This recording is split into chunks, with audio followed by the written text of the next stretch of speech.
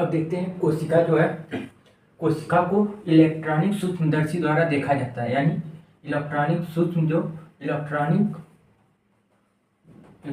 Microscope होते हैं, इसके द्वारा हम कोशिकाओं को देखा जाता है, जिसमें निम्न भाग होते हैं और निम्न भाग पाए जाते हैं। तो इसमें पहला है सेल वाल यानी कोशिका भित्ति। तो जो सेल वाल है यह केवल पौधों की कोशिकाओं में पाई जाती है, यानी ये जो है जीवों में नहीं पाई जाती है, बल्कि ये पौधों की कोशिकाओं में पाई जाती है और ये सेलुलोज की बनी होती है। और कवकों की जो कवक होते हैं, कवकों की जो सेलवाल होती है वो काइटिन से बनी होती है। और बैक्टीरिया वह कार्बोहाइड्रेट प्लस प्रोटीन और फैट की बनी होती है। उसके बाद है सेलवाल जो है निर्जीव छिद्रमय होती है और जो पदार्थों के आवागमन में सहायता करती है, और ये दो कोशिकाओं को जोड़ती भी है। और पके हुए फल में जो पेक्ट्रोलाइटिक एंजाइम होता है, इसी की सहायता से जो है पके हुए फल टूट जाते हैं, जिसमें दो कोशिका का जुड़ाव ढीला पड़ जाता है, इसलिए पका हुआ फल मुलायम हो जाता है। तो जो पेक्ट्रोलाइटिक एंजाइम है, ये ऐसा एंजाइम है जो दो कोशिकाओं को जुड़ाव को ढीला कर देता है, और ये जो पके हुए फल वह मुलायम हो जाते हैं। इसके बाद है प्लाज्मा मेम्ब्रेन, जिसे प्लाज्मा झिल्ली कहते हैं। तो ये जंतु और वनस्पति दोनों कोशिकाओं में होता है, यानी यह जंतु और वनस्पति की दोनों कोशिकाओं में पाया जाता है। और ये ल्यूकोप्रोटीन से बनी होती है, और ल्यूकोप्रोटीन नामक द्रव्य से ये बनी होती है, और ये जीवित छिद्रमय होती है। यह परासरण यानी ऑस्मोसिस द्वारा जल को अंदर बाहर करती है, यानी ऑस्मोसिस प्रोसेस द्वारा ये जल को अंदर और बाहर करती है। और विसरण द्वारा गैस को पास करती है, यानी डिफ्यूजन द्वारा ये गैस को बाहर करती है। अमीबा में इसी माध्यम से भोजन होता है। जो अमीबा होता है उसमें इसी जो डिफ्यूजन होता है, इसी के माध्यम से भोजन होता है। परंतु अपचय पदार्थ को बाहर निकालने के लिए, और इसको अमीबा में इसी माध्यम से भोजन होता है, और इसको कहते हैं एंडोसाइटोसिस कहते हैं। परंतु अपचय पदार्थ को बाहर निकालने को एक्सोसाइटोसिस कहते हैं। जो पदार्थ हैं, जो गंदे पदार्थ हैं, उनको जब शरीर में से निकलता है तो उसको एक्सोसाइटोसिस प्रोसेस कहते हैं। अब साइटोप्लाज्म यानी कोशिका द्रव, इसमें क्या है देखिए। साइटोप्लाज्म कोशिका द्रव, कोशिका के अंदर भरे हुए द्रव जैसे कोलाइडल विलयन को कोशिका द्रव्य कहा जाता है। जो कोलाइडल विलयन होते हैं कोशिकाओं में, वही कोशिका द्रव्य होते हैं। इसकी खोज डुजार्डिन वैज्ञानिक, जिनका नाम है डुजार्डिन, खोज की थी। इसमें पदार्थों की मात्रा होती है, क्या है, water 80%, protein 14%, fat 3%, nucleic acid enzyme 1% इस साइटोप्लाज्म यानी कोशिका द्रव में होता है। चलिए आगे देखते हैं माइटोकॉन्ड्रिया। यानी जो माइटोकॉन्ड्रिया है ये क्या होता है, तो देखिए माइटोकॉन्ड्रिया को हिंदी में सूत्री कणिका कहते हैं। और इसमें माइटोकॉन्ड्रिया का वर्क क्या होता है, तो ये जो है इसकी स्ट्रक्चर और वर्क क्या होता है। देखिए माइटोकॉन्ड्रिया दोहरी झिल्ली से घिरी हुई है, यानी जो माइटोकॉन्ड्रिया है वह दोहरी झिल्ली से घिरी हुई होती है, और छड़ के आकार की एक रचना होती है, यानी छड़ के आकार की होती है, और इसकी लंबाई 1.5 मीटर तक होती है। और इसके अंदर ग्लूकोज का ऑक्सीकरण होता है, उसी से जो है कोशिका की सभी कार्य चलता है। यानी जो ग्लूकोज इसके अंदर जो है ग्लूकोज बनता है, जिससे कोशिका का सभी कार्य चलता है, संचालन होता है। इसलिए माइटोकॉन्ड्रिया को जो है पावर हाउस ऑफ सेल कहते हैं, यानी कोशिका का पावर हाउस, यानी जो पावर हाउस ऑफ सेल है उसे माइटोकॉन्ड्रिया को पावर हाउस ऑफ सेल कहते हैं।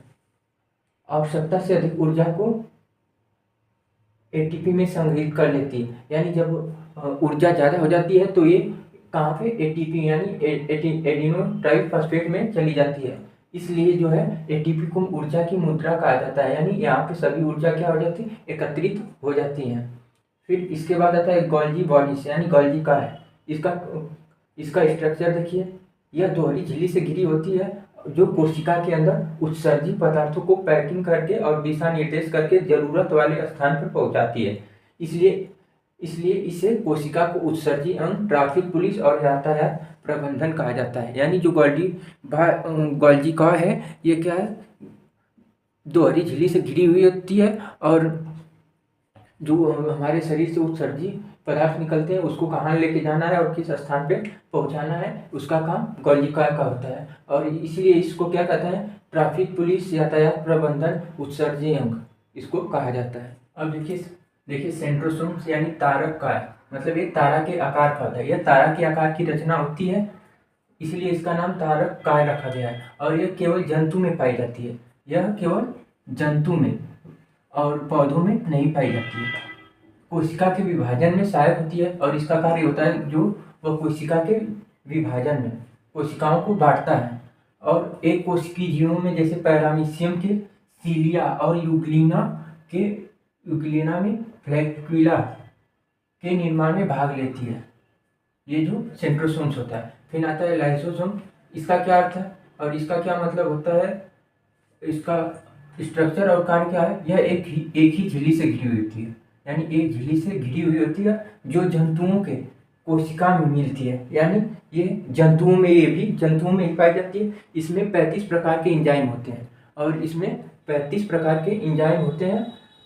फिर लाइसोसोम कोशिका के अंदर अंतः कोशिकीय पहचान करते हैं। जो लाइसोसोम होते हैं कोशिका के अंदर जो अंतः कोशिका यानी कोशिका के अंदर पाचन करते हैं, परंतु कभी कभी ये फट जाते हैं। पाचन करने के दौरान ये फट जाते हैं तो एंजाइम बाहर निकल जाता है, तो जो कोशिका के अंगों को पचा देते हैं और जिससे कोशिका मृत हो जाती है। यानी जो कोशिका रहती है उसकी मृत्यु हो जाती है या उम्र समाप्त हो जाती है, इसलिए इसे कोशिका का आत्महत्या कहा जाता है। जो लाइसोसोम होता है ये कोशिका का आत्महत्या कहलाता है। ये आगे देखते हैं प्लास्टिड यानी लवक, हिंदी में इसको लवक कहते हैं। इसकी संरचना क्या होती है देखते हैं। यह दोहरी झिल्ली से घिरी होती है जो केवल पौधों की कोशिकाओं में पाई जाती है, यानी यह बस पौधों की कोशिका में पाई जाती है। और यह 3 प्रकार की होती है। पहला है जिसमें ल्यूकोप्लास्ट यानी अलवक, यानी इसमें क्या होता है, यह रंगहीन होती है और पौधों के विभिन्न भागों खाद्य पदार्थों का संग्रहण करती है। यानी जो पौधे हैं उनके विभिन्न भागों में खाद्य पदार्थों का संग्रहण करती है, उसको एकत्रित करती है। और जैसे मक्का, आलू और चावल में स्टार्च का संग्रहण करना, उसी तरह बादाम में प्रोटीन का एवं सरसों में तेल का संग्रहण करना इसका काम होता है ल्यूकोप्लास्ट का। दूसरा है क्रोमोप्लास्ट। ये क्या है, ये रंगीन होते हैं क्योंकि इसमें एक विशेष प्रकार का द्रव्य यानी पिगमेंट बनते हैं। यानी ये पिगमेंट जो होता है ये रंग द्रव्य बनता है इस क्रोमोप्लास्ट में, जिससे ये रंगीन बन जाते हैं और जिसके कारण पौधों का अंगों का रंगीन कर देते हैं। जिसके कारण यानी पिगमेंट के कारण जो पौधों का रंग होता है उसको ये रंगीन कर देता है। पौधों के अंग रंगीन हो जाते हैं, जैसे पत्तियों का पीला होना, जब पत्तियां सूखती हैं तो पीली हो जाती हैं, और गाजर का लाल होना, ये सब इस पिगमेंट के द्वारा होता है। इस गाजर में कैरोटीन जो है पाया जाता है इसी के कारण। और अगला देखिए क्रोलोप्लास्ट। इसमें क्या होता है, क्रोमोप्लास्ट में यह हरे रंग की होती है, मतलब ये हरी होती है क्योंकि इसमें हरे रंग का द्रव्य पाया जाता है जो ग्रीन कलर का जो है द्रव्य पाया जाता है, जिसे क्लोरोफिल कहते हैं। जो क्लोरोफिल है वह किसमें, क्लोरोप्लास्ट में पाया जाता है और इसी के कारण जो पत्तियां होती हैं वह हरी होती हैं।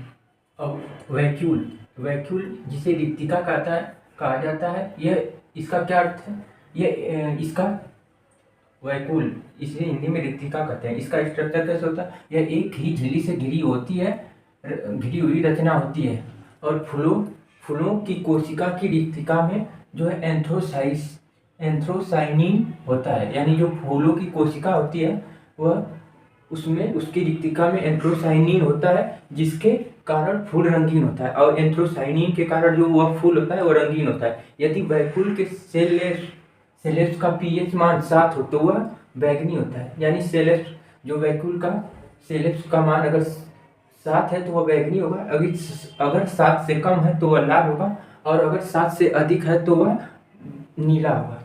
राइबोसोम्स, अब देखिए राइबोसोम्स में क्या होता है, यह कोशिका का सबसे छोटा अंग होता है।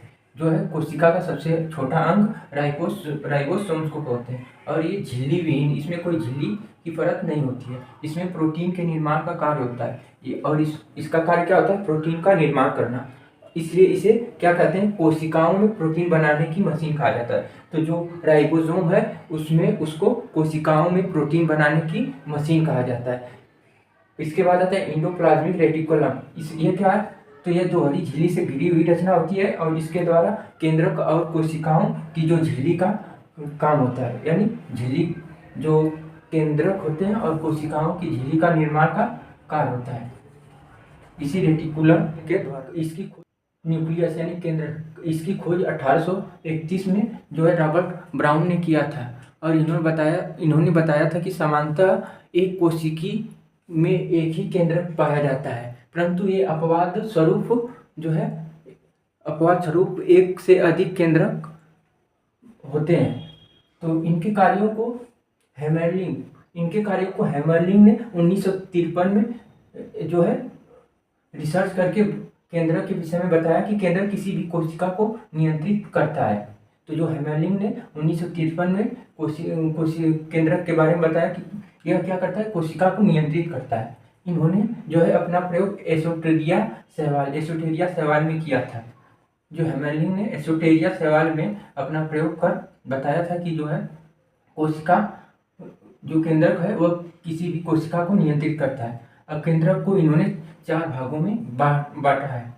तो कौन कौन सा है, न्यूक्लियर, पहला है न्यूक्लियर मेम्ब्रेन। जो है न्यूक्लियर मेम्ब्रेन यानी केंद्रक झिल्ली। यह झिल्ली क्या है, यह झिल्ली केंद्रक द्रव्य को कोशिका द्रव्य से झिल्ली से, यानी यह केंद्रक झिल्ली और कोशिका झिल्ली से एक दूसरे से जोड़े रहता है। फिर दूसरा है न्यूक्लियोप्लाज्म में डीएनए और आरएनए के अलावा अन्य पदार्थ भी होते हैं।